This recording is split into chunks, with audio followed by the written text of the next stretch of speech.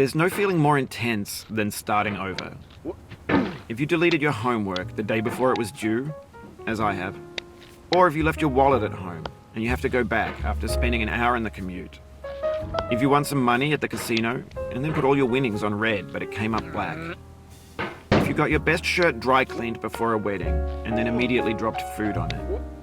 If you won an argument with a friend and then later discovered that they just returned to their original view. Starting over is harder than starting up. If you're not ready for that, like if you've already had a bad day, then what you're about to go through might be too much. Feel free to go away and come back. I'll be here. Alright, thanks for coming with me on this trip. I'll understand if you have to take a break at any point.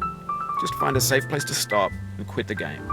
And don't worry, I'll save your progress, always, even your mistakes. This game is a homage to a free game that came out in 2002, titled Sexy Hiking.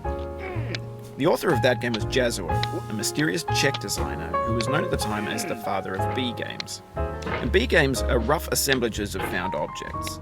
Designers slap them together very quickly and freely, and they're often too rough and unfriendly to gain much of a following. They're built more for the joy of building them than as polished products. In a certain way, Sexy Hiking is the perfect embodiment of a B game. It's built almost entirely out of found and recycled parts, and it's one of the most unusual and unfriendly games of its time. In it, your task is simply to drag yourself up a mountain with a hammer. And that act of climbing, in the digital world or in real life, has certain essential properties that give the game its flavor. No amount of forward progress is guaranteed. Some cliffs are too sheer or too slippery, and the player is constantly, unremittingly in danger of falling and losing everything.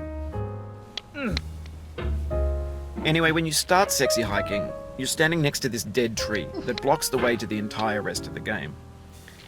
It might take you an hour to get over that tree, and a lot of people never got past it. You prod and you poke at it, exploring the limits of your reach and your strength, trying to find a way up and over. And there's a sense of truth in that lack of compromise. Most obstacles in video game worlds are fake. You can be completely confident in your ability to get through them once you have the correct method or the correct equipment or just by spending enough time. In that sense, every pixelated obstacle in Sexy Hiking is real. The obstacles in Sexy Hiking are unyielding, and that makes the game uniquely frustrating.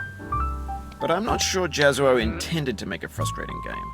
The frustration is just essential to the act of climbing, and it's authentic to the process of building a game about climbing.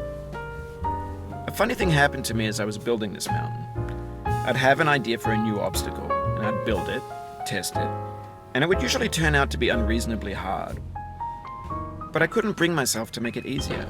It already felt like my inability to get past the new obstacle was my fault as a player rather than as a builder.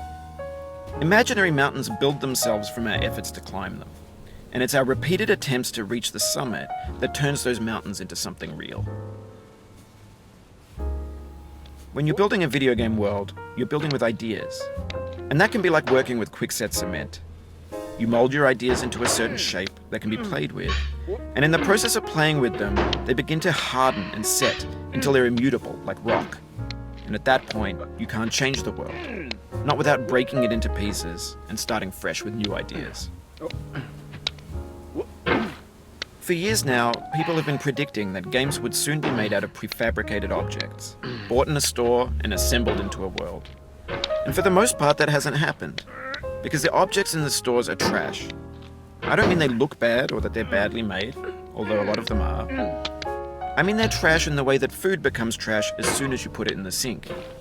Things are made to be consumed and used in a certain context, and once the moment is gone, they transform into garbage. In the context of technology, those moments pass by in seconds.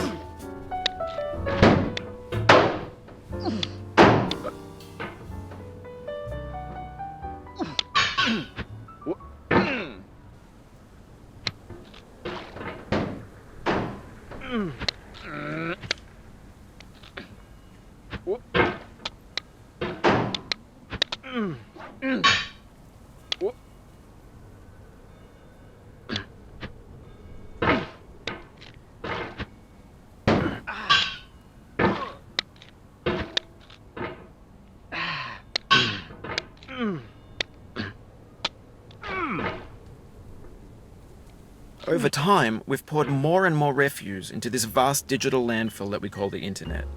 It now vastly outnumbers and outweighs the things that are fresh and untainted and unused. When everything around us is cultural trash, trash becomes the new medium, the lingua franca of the digital age. And you can build culture out of trash, but only trash culture. Be games, be movies, be music, be philosophy.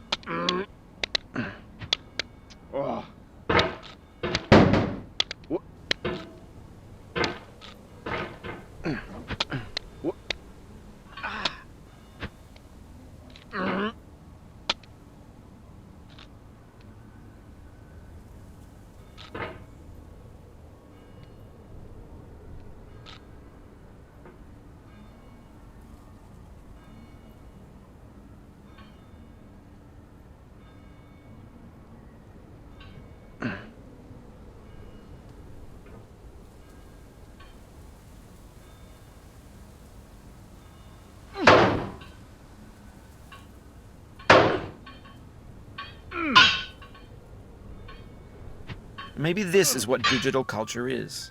A monstrous mountain of trash, the ash heap of creativity's fountain.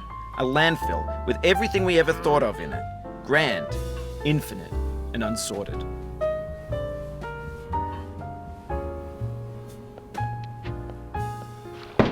There's 3D models of breakfast, Gen X's fanfic novels, Scan magazines, green screen Shia LaBeouf, banned snuff scenes on LiveLeak. Facebook's got lifelike bots with unbranded adverts and candid shots of Kanye and Taylor Swift mashups, car crash epic failed GIFs, Russian dashcam vids, discussions of McRibs, discarded, forgotten, unrecycled, muddled, rotten, untitled. Everything's fresh for about 6 seconds, until some newer thing beckons, and we hit refresh. And there's years of perseverance